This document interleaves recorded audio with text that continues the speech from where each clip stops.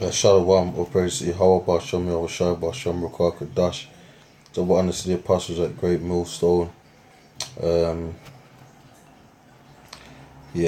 Pretty much you've got Iran, you know, when America, because America are going to go into Iran, and Iran have already expressed the way they feel about America.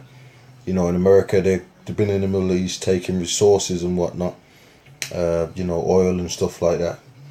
Saudis made a deal with them, you know, that. But you see, you got these, you know, America pretty much, you know, the Iranians are pretty much not having it, you know, whatever it is about the deal or the clause or whatever the hell's going on, and America pretty much like to demonize the countries that they invade.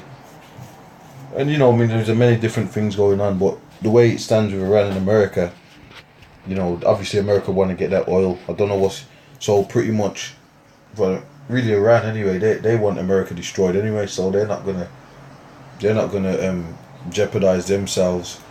And really, the scripture talks about the ancient Carmanians raising up, and you know, so you know, we're in a time where, you know, a lot of these nations are coming against America and are gonna basically burn America with fire.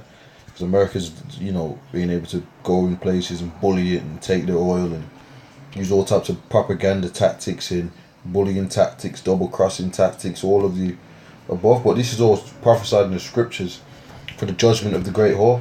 Okay, so let me play some of this. First and foremost. So how does the U.S. want to stand I would say let's keep the focus on where it belongs, and that is the Iranian regime. The reason people there are frustrated and have been increasingly frustrated over the years is because Iran has chosen to spend the money and resources and the hard work efforts of its own people on destabilizing destabilizing the region. They spend it on foreign adventurism. They spend it on attacks in other countries, going into Syria, going into Iraq, you name it. That is all well documented and very well known. And they're not. Everything she just said pretty much sounds like what America's doing right now. There's no one, you know, the American military are pretty much spread all over the earth, mate. You know, how can you say that? You know, and this is all in the scriptures, man. Babylon the Great. You know, the great whore. You know, when you go into the breakdowns, you see what, you know, that is clearly talking about America now. You know, pretty much she's got that stupid look on her face because, you know, Esau's just the lies and the father of lies, man, as it stands.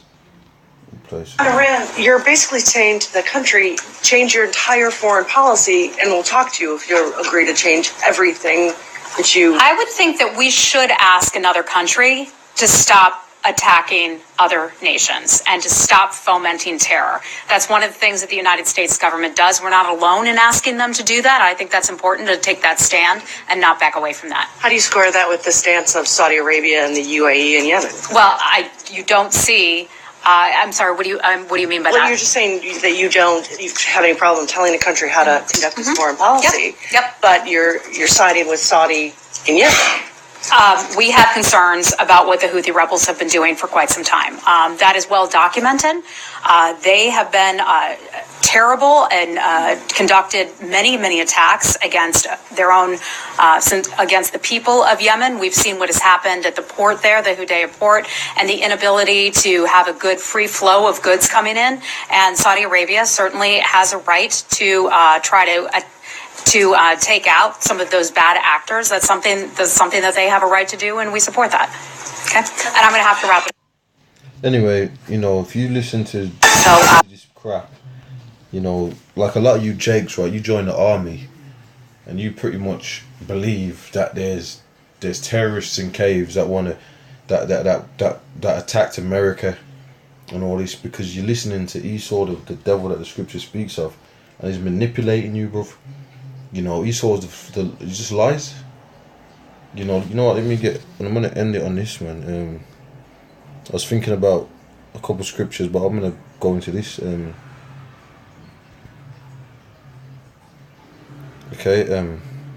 Habakkuk 2:5.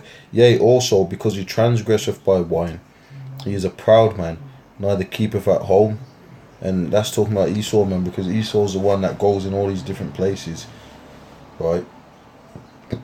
He's got his military all over the place. He can't just leave people to just, you know, do what they're doing. He's got to be involved in all affairs, you know, and then he'll bomb them up or whatever, because that's what they're really planning. Whoever doesn't... See, what's happening now is you've got nations like Russia and Iran and China with nukes, so they're saying to America, which Luke was more stout than his fellows, they're saying, well, we got the capability just like you have, so you can't bully us into to your supremacy. He says, who enlargeth his desire is hell, and is as death, and cannot be satisfied, but gathereth unto him all nations, and heapeth unto him all people. And guess what, man? The Lord is turning all that against their head now, because this global war is the end of your kingdom, Esau. It's the end of your kingdom. It's the end of America. It's the end of the elites. All of that, bro. It's all coming down the pipeline. Okay? So anyway, with that, I'm going to say shalom.